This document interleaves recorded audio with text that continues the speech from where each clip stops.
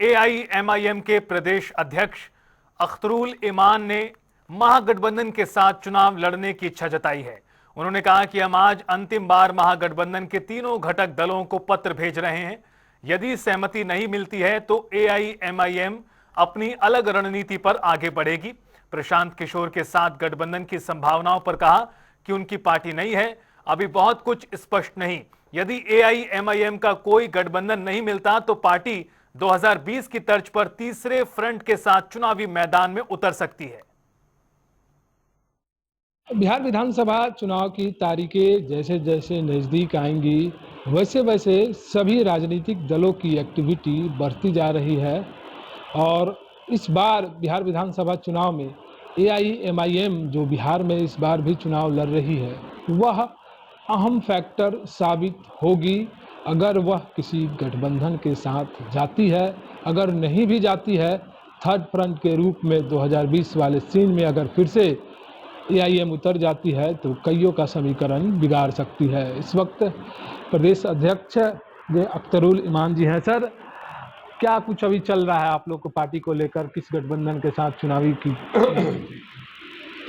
पहले तो ये है कि हम तनहा तैयारी कर रहे हैं। संगठन का मामला, वोटरों से संपर्क का मामला मेरा निज काम है, लेकिन बिहार के बेहतरी के लिए हम लोगों ने ये सोचा है कि बिहार में सेकुलर वोटों का बिखराव नहीं हो।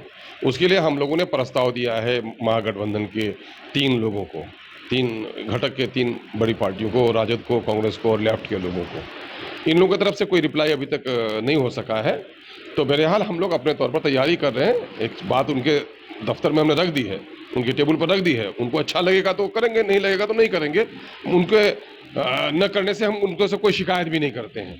साथ ही हमारा तीसरा घटक बनाने का भी अपना प्रयास चल रहा है ऑप्शन के तौर पर कि अगर उधर से नहीं भी होता है तो हम तो तनहा लड़ने के लिए भी सक्षम है। जीत के आए तो किसी की मेहरबानी पे नहीं आए हैं, लेकिन हमारे सामने में बिहार का हित है, बिहार के आम जनों का हित है, बिहार की नई पीढ़ी का हित है कि बिहार का जो सौहार्दपूर्ण वातावरण था वो बना रहे। उसके लिए हम चाह रहे थे कि सेकुलरों का बिखराव नहीं हो। अगर गद्दी पर बैठने वाले और कुर्सियों के तलबगारों को अगर फिक्र नहीं है तो हम क्या कर सकते हैं।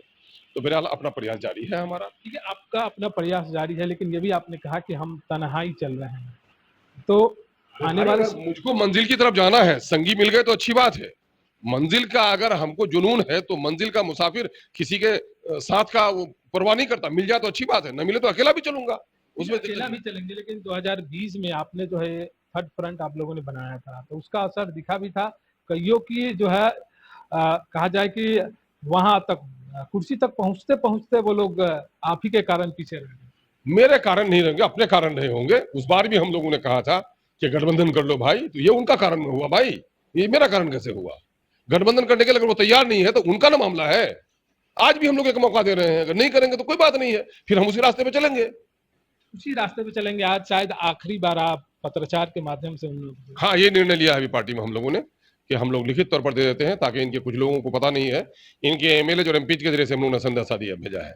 अगर उनको मालूम नहीं है तो लिखित तौर पर हम लोग भेज रहे हैं आज। तेलंगाना में भी जो है आपकी सरकार मतलब आप लोगों ने जो है वहां पे कांग्रेस को सपोर्ट किया है, तो क्या कांग्रेस के शीर्ष नेतृत्व से बात हो रही है या नहीं? हम लोग बिहार के जो लोग हैं उन लोगों से हम लोगों ने बात की है। बिहार के जो लोग, अब वहां का तेलंगाना का मामला अलग है, बिहार का मामला अलग है। तेलंगाना में कांग्रेस खुद सरकार में है और यहाँ कांग्रेस राजद के साथ चल रही है। मातहत तो मैं नहीं कहूंगा, साथ चल रही है। इनको बहुत सारे निर्णय राजद के इशारे पर करने पड़ रहे होंगे शायद। अच्छा, अभी का जो परिदृश्य आपको दिख रहा होगा, एक तरफ दोनों महागठबंधन और एनडीए भी खड़ा है और एक तरफ प्रशांत किशोर भी जो है वो जोर लगा रहे हैं, तो इन सबों के बीच में अपनी पार्टी को कैसे? हम अपनी पार्टी को अपने वोटर के दरमियान देख रहे हैं। मेरी पार्टी 5 सीटों में जीत के आई है। मेरी पार्टी का 25 जिले में संगठन है। सैकड़ों सीटों पर हमारे उम्मीदवार खड़े हैं जो चाहते हैं, टिकट के तलबगार हैं।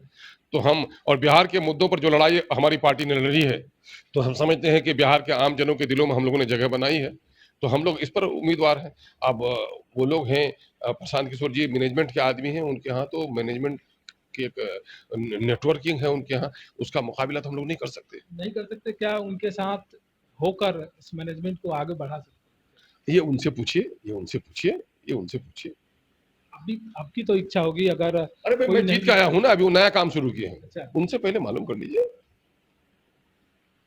तो बिहार में इस बार एआईएम की पार्टी जो है वो अपनी रणनीति पर तैयार है। आज आखिरी बार महागठबंधन के नेताओं को पत्र लिखकर उनकी सहमति जानने की फिर से इच्छा जाहिर की है।